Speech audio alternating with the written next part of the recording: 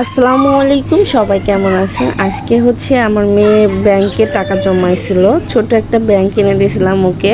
তো ব্যাংকটা ভরে গেছে, এই জন্য হচ্ছে ভাঙছি যে বড় একটা ব্যাংকে এই টাকাগুলো ট্রান্সফার করবো এই জন্য। তো ব্যাংকটা ভেঙে দেখতেছি ও আসলে কয় টাকা জমাইতে পারছে। ওকে কিন্তু এক্সট্রা কোনো টাকা দেওয়া হয় না এই ব্যাংকে রাখার জন্য। ও টিফিন টাইমে যেই টাকা নিত ওইখান থেকেই হচ্ছে টাকাগুলা আপনার খুচরাগুলাকে আস্তে আস্তে নোট করে রাখছে, 50 টাকা নোট করে, আবার হচ্ছে খুচরাও ঢুকাইছে, এভাবে করে ও ব্যাংকে জমাইছে। তো আলহামদুলিল্লাহ আমার মেয়েটার লক্ষ্মী হয়ে গেছে। তো কয় টাকা জমাইছে আমি হচ্ছে আপনাদের সাথে শেয়ার করবো। এই ছোট্ট ব্যাংকটা হচ্ছে ওকে দিয়েছিলাম, তো এখন বড় একটা ব্যাংকে ওকে দিয়ে দিব, তো এই টাকাগুলা যাতে রাখতে পারে আরও জমাইতে পারে।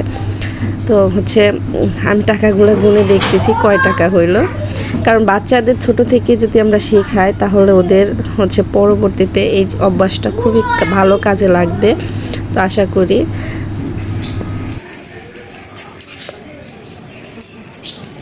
70, 80, এখানে আছে 80,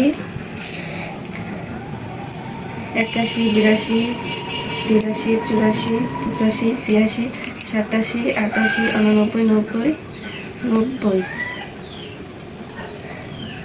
90 টাকা হয়েছে। 490 টাকা হয়েছে। আর এইগুলা হচ্ছে তুমি রেখে দাও, তোমাকে এগুলো আমি হচ্ছে তোমার করে এনে দেবো, নোট করে এনে দেবো। হ্যাঁ, আচ্ছা।